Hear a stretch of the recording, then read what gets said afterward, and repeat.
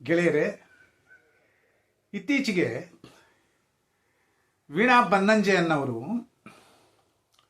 ಅನುಭವ ಮಂಟಪನೇ ಇರಲಿಲ್ಲ,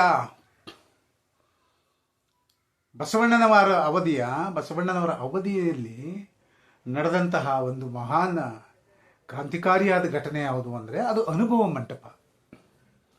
ಅದೇ ನಡೀಲಿಲ್ಲ ಅಂತ ಹೇಳಿ ವೀಣಾ ಬನ್ನಂಜೆ ಅವರು ಹೇಳಿದ್ದಾರೆ.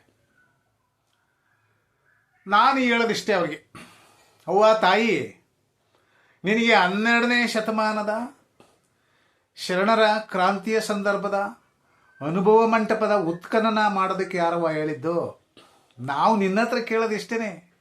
16ನೇ ಶತಮಾನದಲ್ಲಿ ಕನಕದಾಸರು ಉಡುಪಿಗೆ ಬಂದಿದ್ದಾಗ ಅವ್ರನ್ನ ಗುಡಿ ಹಿಂಭಾಗಕ್ಕೆ ಕರೆದಾಗ ಕೃಷ್ಣ ಗೋಡೆಯನ್ನೇ ತೂತು ಮಾಡಿ ಅವರಿಗೆ ದರ್ಶನ ಕೊಟ್ಟನಲ್ಲ, ಆ ಘಟನೆಯ ಸತ್ಯ ಸಂಗತಿ ಬೇಕಾಗಿದೆ ನಮಗೆ. ಅದೇನು ಕಲ್ಪಿತ ಕಥೆ, ಸಂಚೆ, ನಿಜವಾಗ್ಲೂ ನಡೀತೆ ಏನು ಅನ್ನೋದನ್ನು ನೀನು ಹೇಳಬೇಕಾಗಿದೆ. ಯಾಕೆಂದರೆ ನಿಮ್ಮ ತಂದೆ ಬನ್ನಂಜೆ ಗೋವಿಂದಾಚಾರಿ ಆ ವಿಷಯದಲ್ಲಿ ಬಹಳ ಸೂಕ್ಷ್ಮ ಮಾತಾಡ್ತಿದ್ರು. ಅದಕ್ಕೆ ಪೇಜಾವರ ಶ್ರೀ ಕೂಡ ಸೂಕ್ಷ್ಮವಾಗಿ ಪ್ರತಿಕ್ರಿಯಿಸ್ತಿದ್ರು. ಅವರಿಬ್ಬರು ಸುಳ್ಳು ಹೇಳ್ತಾ ಇದ್ದಾರೆ ಅಂತ ಗೊತ್ತಿತ್ತು ನಮಗೆ. ಆದರೆ ನೀನಾದರೂ ನಿಜ ಹೇಳಬೇಕಾಗುತ್ತೆ. ಯಾಕೆಂದರೆ ನೀನು ಪ್ರಕಾಂಡ ಪಂಡಿತೆ, ಎಲ್ಲವನ್ನೂ ಓದಿಕೊಂಡಿದೀಯ, ಅಕ್ಕ ಮಹಾದೇವಿನೇ ಅರ್ದು ಕುಡಿದಿದ್ದೀಯ. ನಿನಗೆ ಎದುರಾಳಿಯಾಗೋ ಯಾವ ವಿದ್ವಾಂಸರು ಇಲ್ಲ ಸದ್ಯದ ಸಂದರ್ಭದಲ್ಲಿ.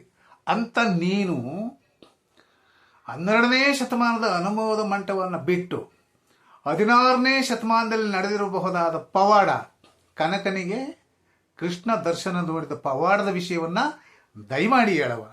ಯಾಕೆಂದರೆ ನೀನು ಮಾತ್ರ ಹೇಳಬಲ್ಲೆ ಅಂತ ಕಾಯ್ತಾ ಇದ್ದೀವಿ. ಅದಾದ ಮೇಲೆ ಬೇಕಾದ್ರೆ ನೀನು 12ನೇ ಶತಮಾನಕ್ಕೆ ಹೋಗಿವೆ.